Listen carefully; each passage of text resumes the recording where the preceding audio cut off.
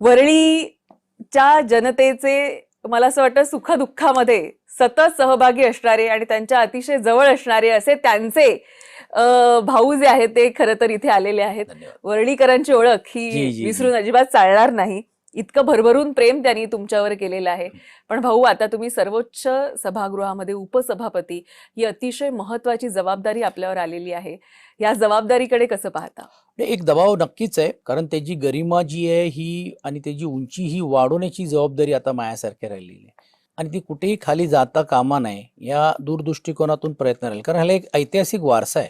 आज गवई साहेबांपासून माणिकराव ठाकरे असतील, वसंत डावकरेजी असतील, त्यानंतर शेवटी नीलमताई असतील, ह्यांनी जी जी एक गरिमा या उपसभापती पदाची जी वाढवलेली आहे, ते सांभाळणं कठीण जरी असेल, पण मी असं मानतो की मी अशक्य पण नाही. कारण संसदीय माझा जो असलेला गेल्या अनेक वर्षाचा जो संबंध विधिमंडळाशी आलेला आहे.